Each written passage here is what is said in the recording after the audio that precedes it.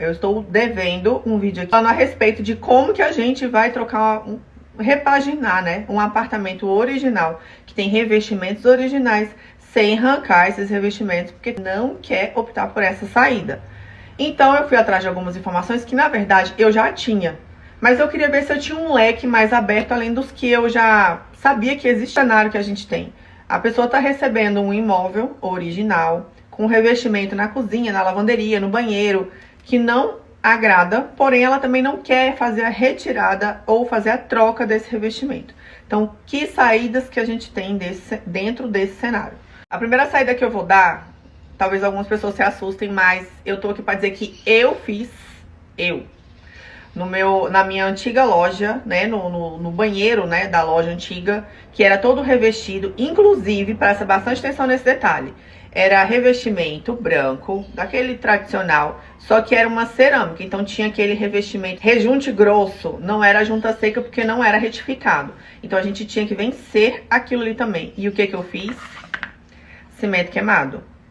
Só que é o seguinte, eu não comprei o cimento queimado pra fazer lá, né? Quem me acompanha aqui há um tempo já sabe que eu não compro o cimento queimado pronto. Talvez se você comprar um cimento queimado pronto, pode ser que dê certo ou não. Então eu vou te explicar como que eu faço. E se você disser pra mim assim, Verena, mas eu não gosto da cor do cimento queimado, é justamente pra essa saída que a gente vai também ter outra opção fazendo na formatação que eu faço. A própria Souvenir já tem algumas formatações de cimento queimado pronto em cores diferentes. Vou deixar aqui, ó. Porém, sou fã do cimento, do efeito, né? Cimento queimado, que isso é um efeito, na verdade.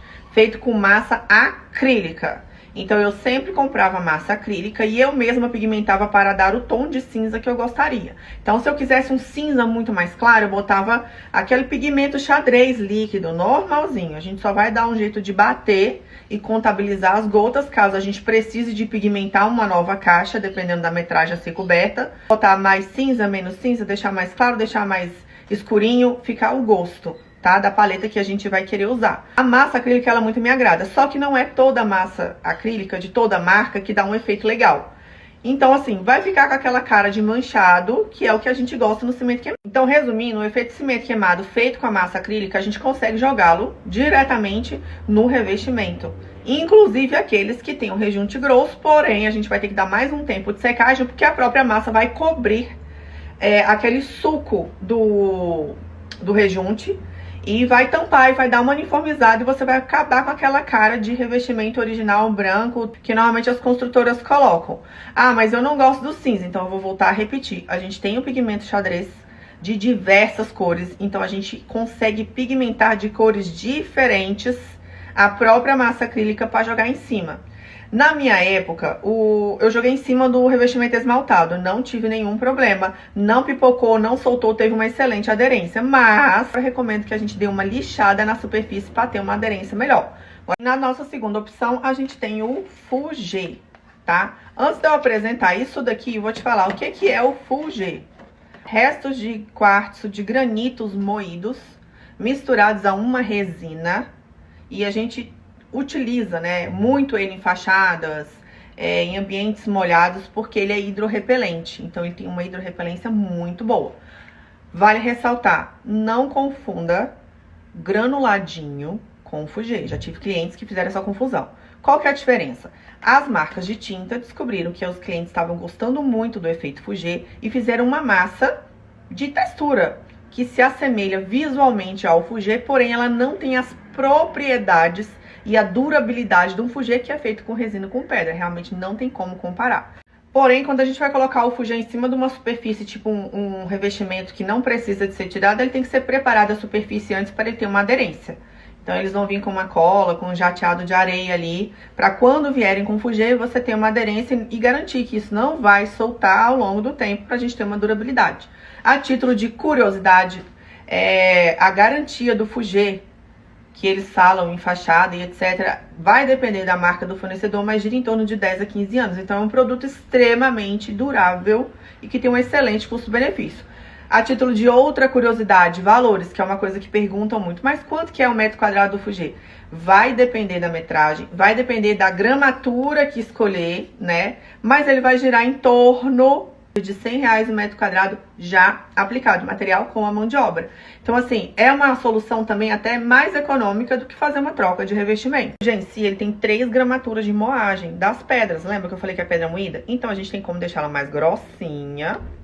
A gente tem uma gramatura média, tá vendo que é um pouquinho mais fininho que esse. E a gente tem uma gramatura que ela é bem lisinha, lisinha, lisinha mesmo, ó. Ah, Verena, e o brilho? Porque o Fugê brilha, depende. Você pode ou não optar por colocar o brilho. Você pode deixar um Fugê fosco, que é essa aqui, ou jogar o brocal, que eles colocam, prata, dourado, enfim, fica como se fossem umas purpurinas.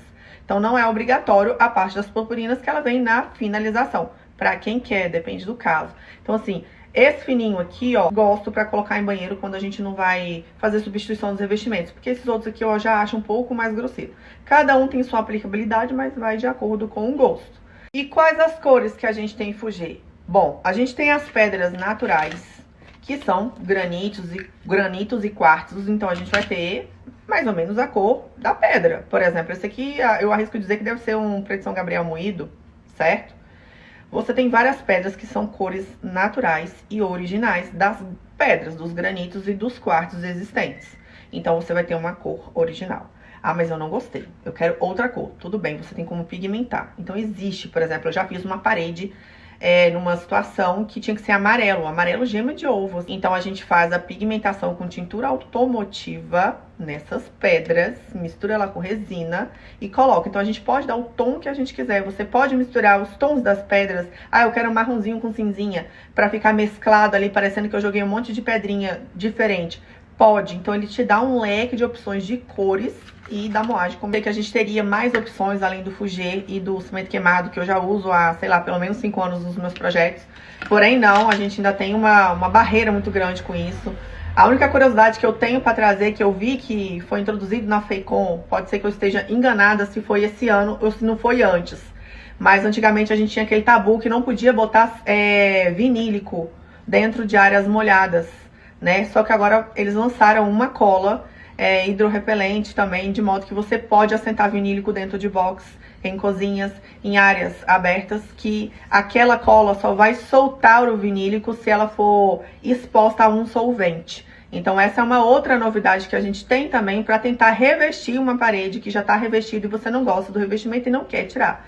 Então é isso. Ah, e só mais um detalhe antes de eu encerrar. O vinílico, muita gente também pode ser que imagine que só existe a possibilidade de tê-lo naquela formatação de réguas e na cor amadeirada, né? Nas tonalidades do leque de cor de madeiras. Porém, não.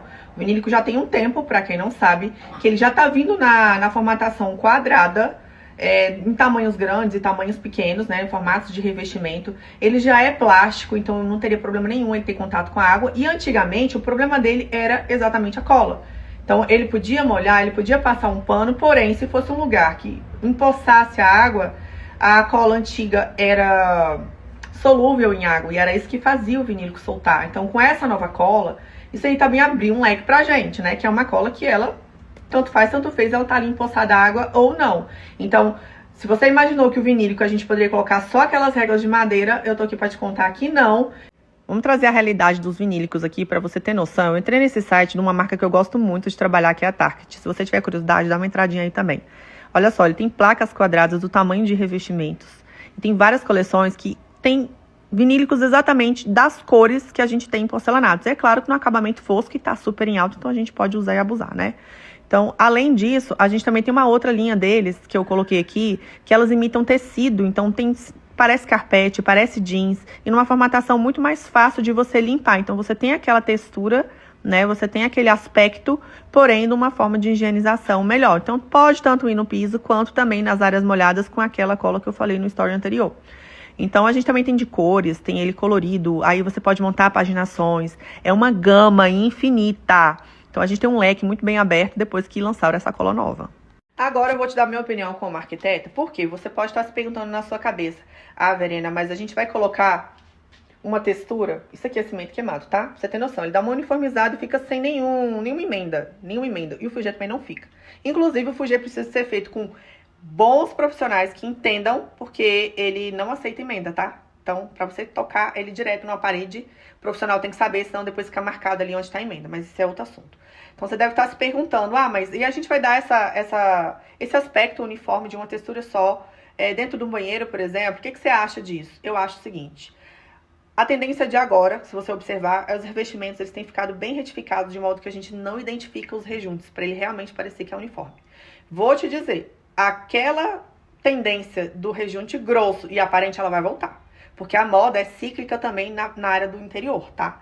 Então, não hesite em lançar a mão de colocar uma textura e ela ficar uniforme, porque os revestimentos têm buscado isso.